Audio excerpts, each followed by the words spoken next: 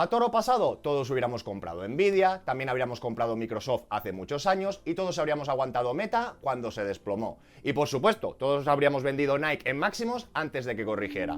Pero claro, todo esto es toro pasado y la realidad es bastante más complicada, porque invertir en acciones no va solo de mirar la gráfica después de que haya subido, va a decidir qué compras, cuánto pesa en tu cartera, cuánto reduces, cuánto mantienes y cuándo reconoces que te has equivocado. Y aquí viene la clave, un ETF amplio ya te da una cartera hecha, pero cuando compras acciones individuales, esa parte de la cartera la tienes que gestionar tú. Y así que hoy vamos a ver qué cambia de verdad cuando pasas de un ETF amplio a un ETF más concentrado o directamente a una cartera de acciones. Y lo vamos a ver con ejemplos reales, Nike, Meta, Nvidia, BVA y varios índices globales. Porque el problema no es si la acción lo puede hacer mejor que el ETF, claro que puede. La pregunta sería otra, ¿estás dispuesto a hacer el trabajo y aguantar el camino? ¡Vamos allá! Para mí, la base de la cartera a largo plazo debería empezar por una parte de renta variable indexada. Y no porque sea lo más emocionante, sino porque es una forma sencilla de intentar que nuestro dinero no pierda poder adquisitivo con el tiempo. Y por eso lo repito tantas veces, normalmente el dinero de verdad se hace trabajando, estudiando, montando negocios y mejorando tus ingresos y aumentando tu capacidad de ahorro. Y la inversión para la mayoría no debería ser una lotería para hacerse rico rápido, debería ser una herramienta para construir patrimonio y no quedarte atrás con la inflación. Y por eso, para muchas personas, tener un 20, un 30, un 40% de su patrimonio financiero en renta variable indexada a largo plazo ya puede ser un primer paso muy potente. Y luego, evidentemente, cada uno ya puede ajustar ese porcentaje según su edad, sus objetivos, su horizonte temporal y su tolerancia al riesgo. Y si alguien ya tiene bien montada esa base, que ya tiene cubierto su corto y tiene el medio, y quiere intentar subir un poquito la potencial de rentabilidad, entonces ya puede plantearse dar un paso más, hacia ETFs más concentrados, hacia ETFs concretos o directamente hacia acciones individuales. Pero antes de dar ese salto hay que entender una cosa, cuando compras un ETF amplio no estás comprando simplemente un producto financiero, estás comprando una cartera ya construida. Y esto que parece una tontería es la clave de todo el vídeo. Porque muchas veces hablamos de S&P 500, MSCI World, FTSE Global All Cap, como si fueran nombres abstractos, pero detrás de esos índices pues todo el mundo ya tendría que saber y ser consciente que hay empresas reales. Hay bancos, tecnológicas, farmacéuticas, industriales, de consumo, de energías, hay miles de compañías. La diferencia está en cuántas empresas compras, de qué países y con qué tamaño y con qué peso. Por ejemplo, muchas personas ya saben que el S&P 500 te da exposición a las grandes empresas de Estados Unidos. Después encontraríamos MSCI World o FTSE Develop, donde tendríamos todo el mundo desarrollado.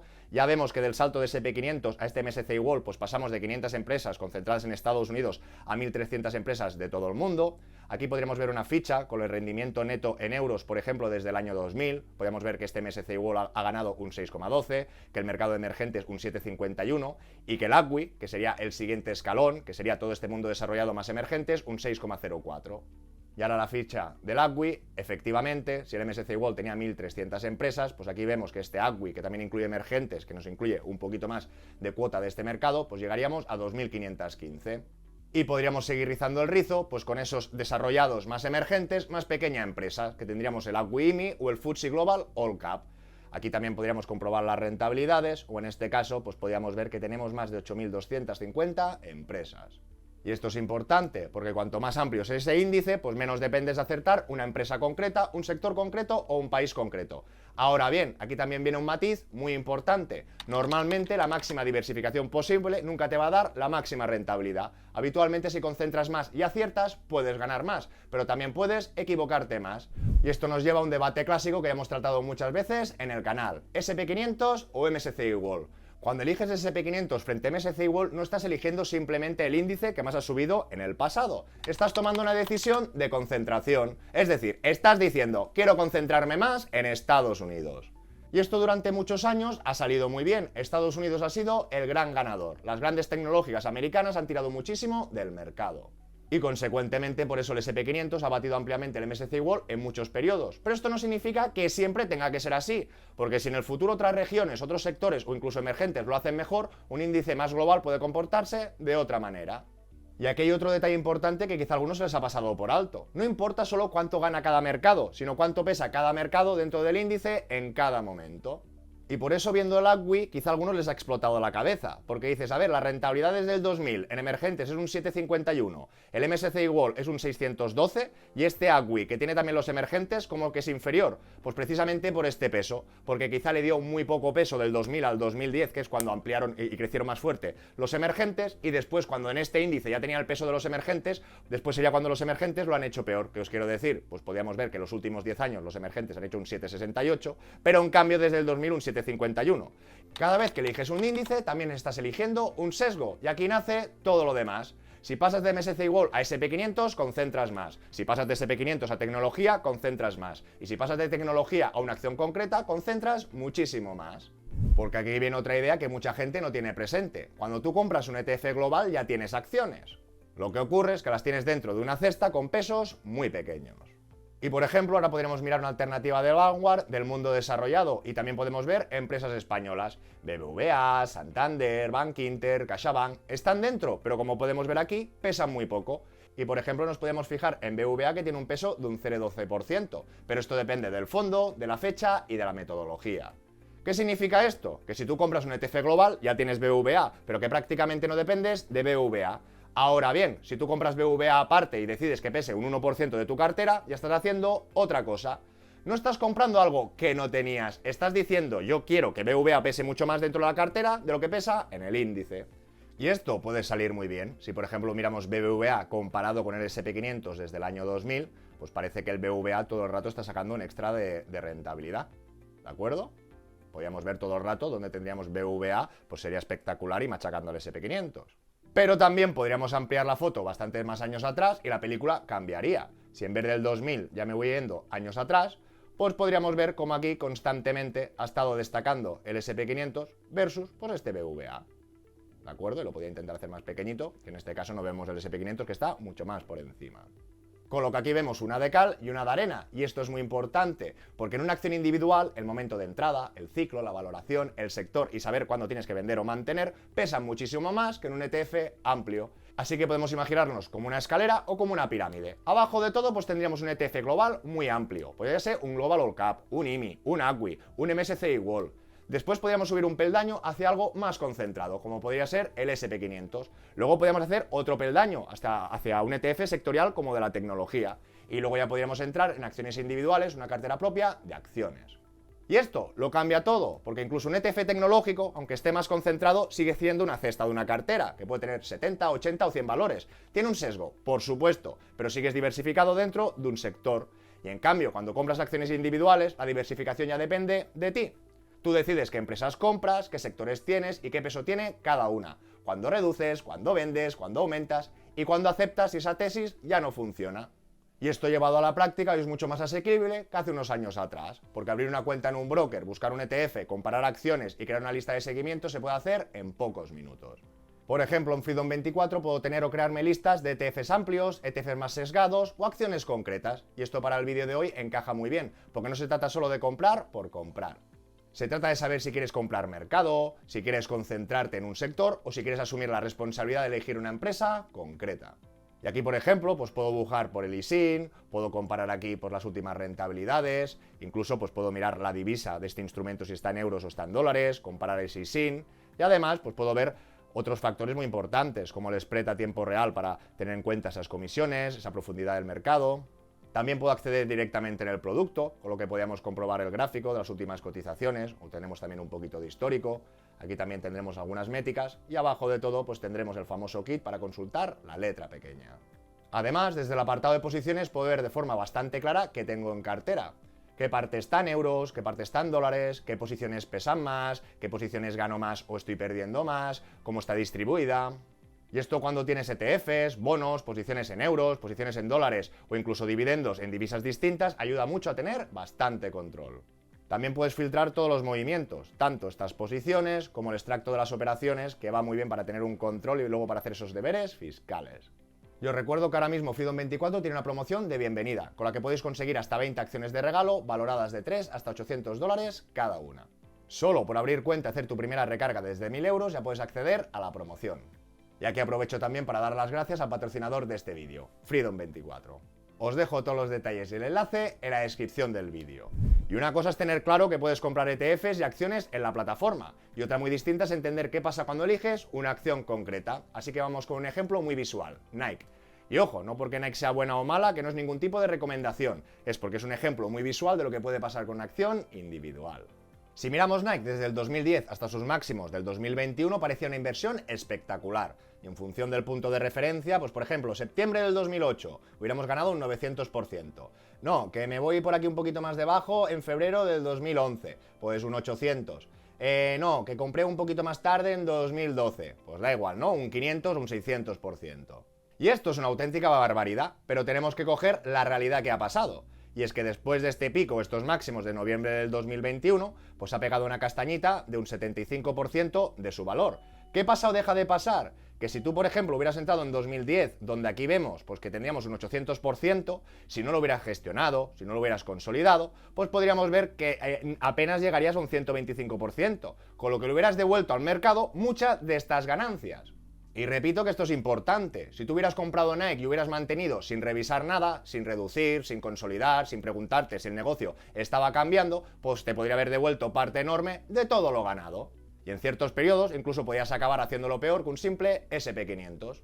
Y dicho entre comillas, porque de simple no tiene nada. Pero esto es lo que justo diferencia una acción de un ETF. Un índice amplio se va adaptando. Las empresas que ganan más, pues ganan peso, y las que pierden, pues pesan menos. Las empresas que dejan de ser relevantes van saliendo y reduciéndose, pero una acción individual no se vende sola. Si Nike cambia de directivo, si cambia de estrategia, si pierde crecimiento, o si el mercado empieza a dudar de sus márgenes, o aparece competencia más fuerte, eres tú quien tiene que revisar esa tesis. Y con un ETF puedes ser más pasivo, con acciones puedes invertir a largo plazo, pero no puedes desentenderte igual. Y es lo que intentaba trasladar. Si cogemos el SP500 también más o menos desde el 2010, pues podemos ver que ahora estábamos ganando un 481, con esta caída ahora un 400. No vamos a ver un 900, un 800, pero vemos que sin ser mucho más inteligente que el mercado, sin estar tan pendiente, sin tomar decisiones, pues podemos ver que el resultado medio pues también es positivo, o yo lo veo bueno. Otra cosa es que habrá acciones siempre que la hagan mucho mejor, acciones que la hagan mucho peor, y recordaros lo que quiero transmitir, que las acciones, aunque la hagan mucho mejor, las tienes que gestionar, consolidar o hacer alguna cosita, porque puede ser que te esperas, y no es como Bitcoin que y ya está. Puede ser que alguna empresa por el medio del camino sufra o la castiguen. O visto de otra manera, pues aquí vemos porque desde el 81 el SP500 lo está haciendo mucho peor, mucho peor, mucho peor, mucho peor, y a medida que va pasando el tiempo, pues aquí por ejemplo ya podemos ver como el 2011, insisto, por esta caída, si luego Nike vuelve a subir y vuelve arriba, pues será todo perfecto, pero lo que quería comentar, que hasta qué punto tienes ese tiempo, quieres hacer esa discreción, esos análisis, o estar pendiente de esa toma de decisiones. Y llegados a este punto seguro que muchas personas dicen, vale banquero, pero Nike no es Nvidia. Correcto, si os parece vamos con las grandes ganadoras, porque incluso las mejores empresas te pueden pegar viajes muy duros por el camino. Microsoft, por ejemplo, es una de las mejores compañías del mundo, y nadie lo duda, pero eso no impide que te pueda caer un 30 o un 35% desde máximos, y si tú tienes esa posición importante, eso duele. Aquí podíamos ver la crisis subprime, que nadie lo duda que se pegó una castaña del 75%, pero más recientemente también ha tenido retrocesos acusados. Pues por ejemplo ahora, desde el 2021, el retroceso de Rusia con Ucrania llegó a caer casi un 40%. El año pasado con los aranceles en este sentido pues cayó menos, cayó un 20%. O más recientemente, pues desde esos máximos históricos, ha llegado a caer casi un 35%. Seguimos con Facebook o Meta, otro ejemplo brutal, una empresa dominante, con negocios gigantes, y desde máximos del 2021 llegó a caer más de un 70%. Y a toro pasado era una oportunidad muy clara, pero en ese momento, cuando todo el mundo dudaba del metaverso, de la inteligencia artificial, de la publicidad, del crecimiento, no era tan fácil verlo. Y ahí es donde tienes que decidir si la tesis sigue viva o si el negocio se está deteriorando. Efectivamente ha tenido un crecimiento súper explosivo, pero lo que comentábamos, aquí cuando le cayó toda la tormenta a Zuckerberg, pues llegó a caer un 75-77%. Y mucha gente dirá, claro, momento claro para comprar, pero ¿cuándo? Cuando cayó un 20, un 30, un 50, un 70, y ahora porque la vemos aquí, pero después veremos otros casos que no quiero hacer spoiler, donde quizá aún no han recuperado. Y Nvidia sería el ejemplo estrella, porque ahora todo el mundo la pone como la gran ganadora de la inteligencia artificial. Pero Nvidia también ha tenido caídas salvajes, caídas del 50%, del 60%, incluso superiores en distintos momentos de la historia. Y claro, ahora es muy fácil decir, yo lo habría aguantado, pero aguantar una acción que cae un 60 o un 70%, aunque después multiplique mucho, no es tan fácil. Y aquí lo veríamos. Está claro que del 2000 también se pegó un buen cebollazo, del 90%. Podríamos ver que de niveles del 2000 tardó 16 años en recuperar, y está claro que a partir del año 2016 el crecimiento que ha tenido es súper explosivo, 33.000%, que se dice muy deprisa. Pero por el camino, pues también tenemos retrocesos. En este contexto era un 56%, en este otro contexto pues llegó a caer casi un 70%, y más recientemente algunos retrocesos más ligeros, pero que aunque se vean pequeñitos estamos hablando de un 42%. El problema no es solo acertar con la empresa, el problema es saber si esa caída es una oportunidad o si la tesis se ha roto. Y en este punto es donde muchas personas ya se dejan engañar por los números, porque si miramos una tabla de 10 o 20 años atrás pasan cosas espectaculares. Por ejemplo, una inversión en Nvidia de 10.000 euros hace 20 años hubiera sido una auténtica locura, casi 5 millones de euros. ¿Que hubieras invertido en Apple? Pues también espectacular. ¿Que hubieras dado con Microsoft? Pues habrías batido ampliamente otros índices. Pero claro, aquí también hay varias trampas. Primera trampa, a toro pasado es muy fácil elegir las ganadoras.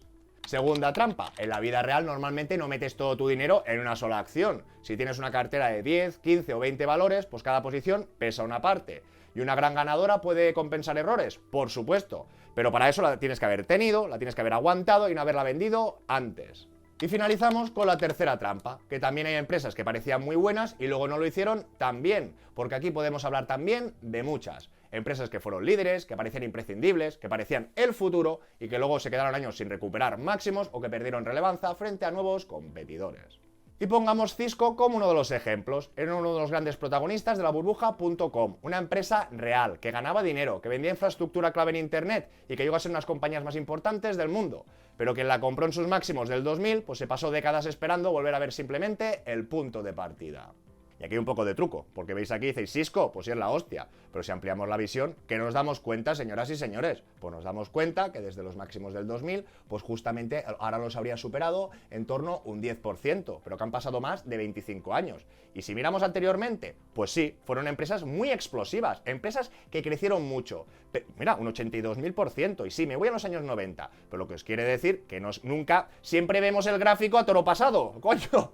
Entonces nunca nadie sabe si la próxima Nvidia, que ahora estoy hablando por no estar callado, no es el ejemplo con Nvidia, pero lo que os quiero decir, si este comportamiento va a seguir to the moon o si realmente tendrá retrocesos. Y volviendo a Cisco, pues esto es muy importante, porque una empresa puede ser buena, puede tener beneficios, puede crecer y puede seguir existiendo, pero aún así ser mala inversión si la compras demasiado cara o si el mercado descuenta un futuro que luego no se cumple. Podríamos seguir con una historia parecida en este caso con Intel, que durante años fue una empresa líder, casi sinónimo de chips y ordenadores personales.